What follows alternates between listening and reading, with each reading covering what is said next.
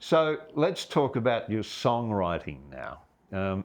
Where you've mentioned that police force allowed you to see another side of life and stuff. What inspires you overall to write? Yeah, it's funny, and that goes back to my primary school days as well. I always got really good marks in creative writing. So anytime we had to write a story, or anytime we had to come up with an idea for a book or a play, or remember limericks, we used to always write limericks. I'd always get the top marks in those, where I could just be creative and write from my imagination. And I attest that to my pop. My grandfather has been gone for many years, but he was the first storyteller in our family. And he always said to me, he said, Craig, when somebody asks you a question, or you meet somebody for the first time, you say, hello, how are you going, Frank? Yeah, my name's Fred. He goes, good. Fred, how are you? Yeah, good, Fred, how are you? Yeah, good, mate. How's your day been and what's been going on? He'd always premise it with or follow it up with more questions. So it's not just a yes-no answer. So right from the young age, I was taught to do that, and I do that with my kids as well. And that opens the door to dialogue and to stories. And people want to tell you their story, even if they're having a good day or a bad day. When you're talking to people, they want you to be invested in what they have to say. So a lot of my stories and songs come from that, just conversations. But for some strange reason, I feel like it's been a gift to be a songwriter, because I've never struggled.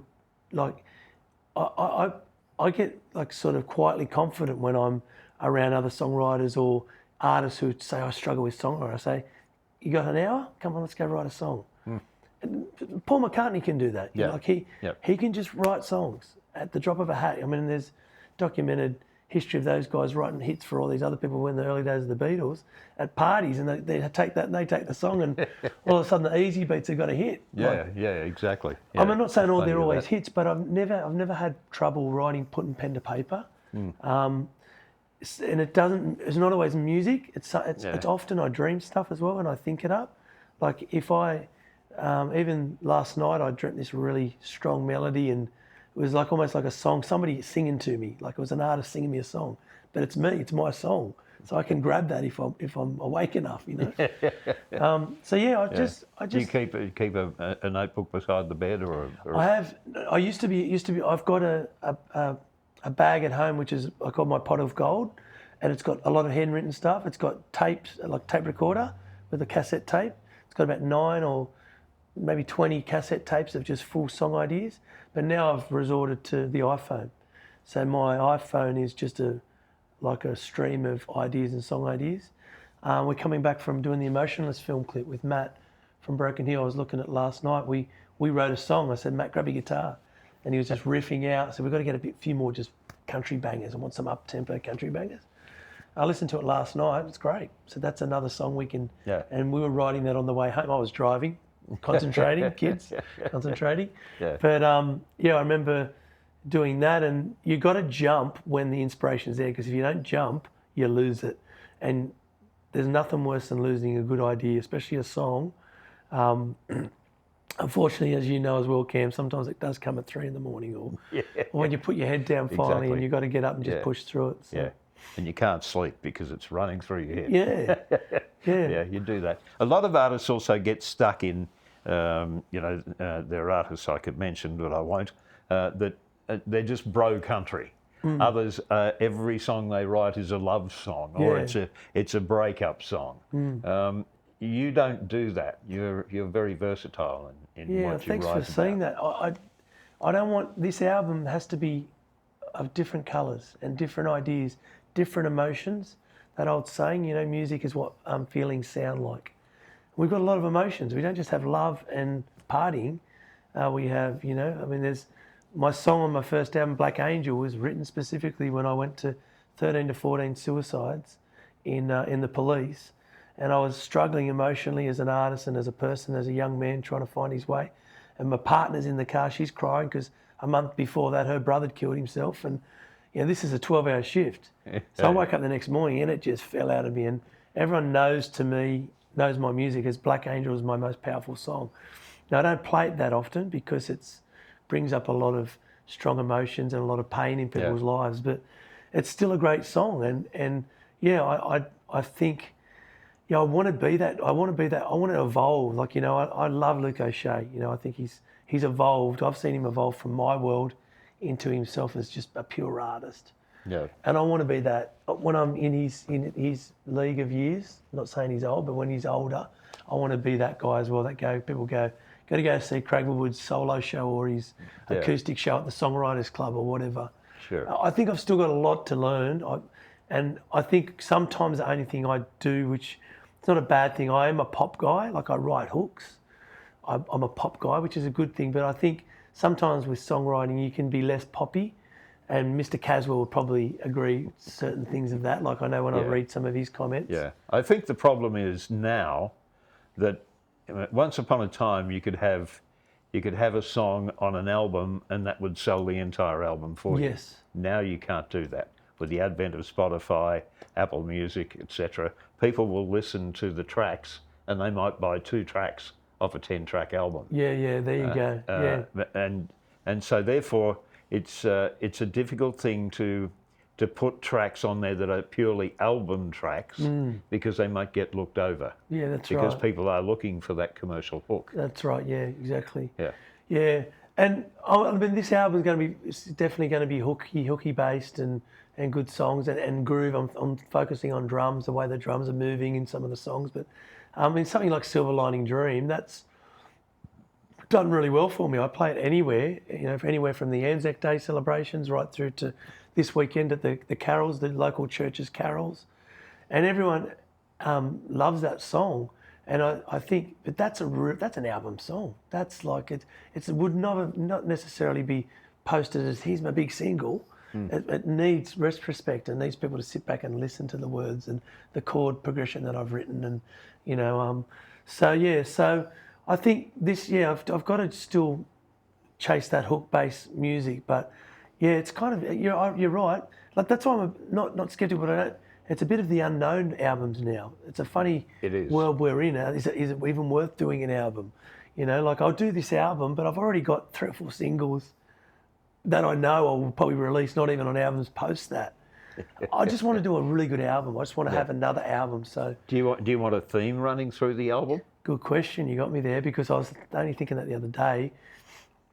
Because it's songs from sort of 21 to 44, there's a big gap in my maturity level in different songs. So that's an interesting one. I think I have to look for somewhat of a theme, and some of the best albums, even somebody like Taylor Swift who released those 2 albums during COVID. I mean, I'm not an avid fan of that style of music, but I know with her fans, because I teach these kids, they go, "Oh, we love the story. She created there's this like conflict between these characters," and so that's pretty well thought out. Like that takes time to do that. I don't think my album will be like that, but it's hard to say that one. What would your professional recommendation be on that? Would it be to have a theme or to just put good songs on? Leave me out of that. Okay. We'll do it when it's finished. Yeah. What about co-writes? Interested in co-writes? I love them now. Yeah. I never used to like them. I was a bit stubborn, I guess, and always knew that I could write a song, and I've been doing okay so far. But I look back at Get Your Boots On, Emotionless. With her was more mine. That was one I took off an old cassette tape, and my ex before Hayley, we were having an argument on this cassette tape, and this has literally happened. And I said, "Don't worry, I played this song," and I played her a bit, and she goes, "That's the best song you've ever written." so I dragged it out all these years later. But those 2, Get Your Boots On and Emotionless, are co-writes. So I think there's a lot more weight in it than what I gave. Probably my early heroes were not co-writers. Like Bon Jovi used to write a lot of his stuff. Yeah. Maybe with Richie Sambora, but they were a team. John Resnick's from the Goo Goo Dolls, Iris, has written. People say, "Oh, what's the Goo Goo Dolls writing?" Well, they've only released about 9 albums since Iris. But where do you find the co-write comes together? Is it a joint lyric thing, or is it you with lyrics and someone with the melody? I think I've always been a lyricist. I think that's the easy part, and most of my co-writes have always been with musicians who don't write lyrics. So 100% it's the music. And even when I listen to Emotionless and the chord progression that Matt Slide, shout out to him. He was from my first original band called New Stone. But I would never have come up with that because that's in his head, and he's got this. He used to listen to, some really poppy stuff from the 70s and 80s, and like he's got Sting influences and things like that, where it's very adult, contemporary, avant-garde. Yeah, there's a little pop. bit of Steely Dan and stuff in there as well. Yeah. Well, he's got a wealth of knowledge and listened to a lot of music as well. So I think the co-write helps with the music mostly for me. That's what I'm enjoying, and well, there you go. There's one more that I've written, which I think is going to be probably the best song on the album. It's the song I wrote for my wife, and it's called "My Way Home," which is what the tour is going to be called. And I wrote that the album title as well? I think it will be. I'm leaning. The more we say it, and I'm talking about it, I think it's Craig Woodward, "My Way Home," because it's kind of like a journey. That's the story if we're looking for it, from those younger years right up to now. Finally, well, there's your theme. Your theme, yeah. Doing a lot in this interview. It's good. We're doing a business meeting as well. But yeah, so that song is co-written by myself and Anthony Snape, who no one knows, but in Australia. But he toured with Tommy Emmanuel pre-COVID for 3 years. John Laws discover him all those years ago? Yep. John Laws. Yep. Got an amazing voice. Like, if you listen to his versions of Burn that John Farnham did, you close your eyes and you think it was John Farnham in the room. He's got a super voice and a great musician, songwriter. And we sat in Menai Music here, and that was a really good experience because we didn't have instruments in our hand. He said, go on your computer. He said, got his laptop out. He says, now just start writing down what your thoughts are and what you want to talk about. And we sat there for about half an hour, and I just started to write a story, and he was doing the same. And then we come up with a nautical theme in this song that I wrote for my wife. And the lyrics sort of surround that nautical theme when you're lost out at sea and you're the person who brings me home or protects me from the dangers of the ocean or whatnot. And I've always been close to the ocean. Like, we've lived close to the ocean. As much as I love travelling out bush and going out and seeing all these country towns as an older guy, I love that. But I need to be close to the beach as well when I come home. Something about the ocean that just opens up your... You got salt in your blood. Yeah, I do. Yeah, that's right. Yeah. And and I surfed as a young fella. And a lot of my songs, they reference the ocean. No different to us, I guess, what it is like, when you're out bush and you stand on that mountain and you look out and see the sunset or sunrise. Same kind of thing, Yeah. Exactly. So, album launch, when are we looking? Yeah, so we're April 8th or 5th. I'd have to check that up. Let me just look on my phone. I just have to double check. I know it's the first week in April, but I'm not even right. It's the 6th. The 6th, there you go, the 6th of April. It's the 6th of April, and it's at the Beer Shed, which has become Sydney's #1 country room, 100%. Absolutely. So we're really looking forward to going out there and meeting Jai and building a strong relationship with him for many more shows down the track. We're actually doing the full band, but in the rehearsal yesterday we realised that some of these songs are sounding great with an acoustic guitar and a bass, 2 acoustics and harmonies, believe it or not. We're really focusing on getting some nice harmonies, not too different to the Eagles or bands like that have put a bit of thought into their... But you're a person who, when you're building a stage show, you've done it with the Keith and Brian show. You're a person who knows how to build a show that will entertain and capture people. And I think if you can do that rather than just have a full 2 sets or whatever of a full band, if you can mix it up and cut it back into acoustic stuff. That's what we want to do, yeah. And that's the one thing I've learned, because there's a lot of musicians who can play well and perform, and they've got the skill. But now I need to spend the next 10 years working out what's the entertainment value for the punter. And it starts and finishes with the punter. If they can go and they can pay their $25 and come away going, I would have paid $60 for that. Well, then they let us know we charge them $60 next time. But no, but I'm joking. But if no, you're not. No, you're not. But if we can get to the stage where we're really entertaining at a higher level, then I think that becomes more important than the music sometimes. And when you go to a show, the Americans have been doing it for so many years, and I've really, one of my banes is Australia doesn't back themselves enough. And I know we're as good as the Yanks and the Americans. Absolutely. But we need to start taking it as a commodity and looking at it as a business and going, okay, now entertainment is a business because they export all their music to us and we're the first people to line up and sell out stadiums for the Americans. Yeah. Why can't we be the same with our own artists here?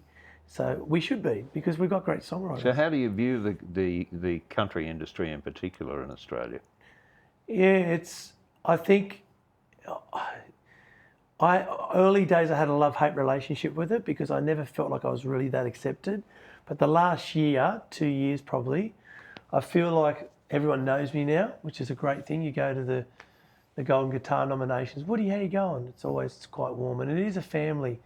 I think it takes some time to crack into that circle. And then once you do, people will start to be more accepting of what you're doing. I think, if I'm honest, I think it definitely needs what I'm talking about. The acts need to think more broadly about how they're going to entertain. Like when we do our show in Tamworth, and I'll do a shout out to Speedy Tech Media, which is the production company, Matt Favell, who runs these interviews as well, and I do. Matt's inspired me and always tried to lift the bar when it comes to entertainment, putting screens up, having visual audio, talking to the sound crew and the lighting crew, how's the lighting working? So all that sort of thing. Because even I see some of the top guys, they're just up there singing their songs. And when you see an American show, it's a whole because a lot of them I think are reliant on the production team in the house that they're performing in. Yeah. In the room they're performing in, and they're relying on the production team around them to make them look good, as opposed to you creating something, walking in with a plan. That's right, yeah. And I think that's probably got to be the staple that sets me apart as well, is that if we keep doing that, I think people will start to notice. And there's nothing better than when you go and you see a show and we have cameras on stage, sometimes up to 7 or 8 cameras on all the instruments and the musicians, and we're in a theatre that holds 400 people or 500 people, but they're watching it, and then all of a sudden they're seeing the soloist, and then they're seeing the expression on my face, and it's close up, and they're going, wow, this is like, it's like watching a show at home. Yeah. And that's what we want to do. Or being in a stadium. Or being in that's right. Yeah. Bringing it. And actually, it's funny you say that because I remember seeing, I ain't gonna take it. No, we ain't gonna take it. Whoever that band was, Twisted Sister. Twisted Sister. Remember that band? Yeah. Now, he was crazy, that guy, but he would basically say, we'd turn up to an RSL or a club and give him a stadium show. Yeah. And I thought, what a great idea, like a great concept. Yeah. So as much as it's more work and you've got to get there a lot earlier, and it's worth it, I think. But it's what brings people back. So, and not only brings them back, but the word of mouth brings their friends back with them. Yeah. And that's how you build your brand. Yeah. So that's going to be a big part of it. No matter where we go, there's only few venues I reckon that we wouldn't be able to do that if it was a little tiny songwriters. But even that, we've got TVs now. I'm not as scared of putting the TVs in the back of the van and lugging them into the room. So. Oh, good. All right. So tour coming up, beginning in April. Yep. So all of that happening. New album on the way. Yep. And a whole stack of stuff ahead of you. Yep. And Tamworth, of course. So Tamworth, yes. Yep. Make sure we give that shout out. That's going to be a great show on the Wednesday night. Yep. 24th at we're in the bigger room this year. We're in Blazers. So Blazers at West. At West. Yep. So that's going to be spectacular. Looking forward to it. Thanks for having me to come and drag some things out of you today. No, that's good. Thank you, Cam. It's been exciting. No, thank you, mate. Appreciate it, buddy. Good to see you again. Pleasure. Ta.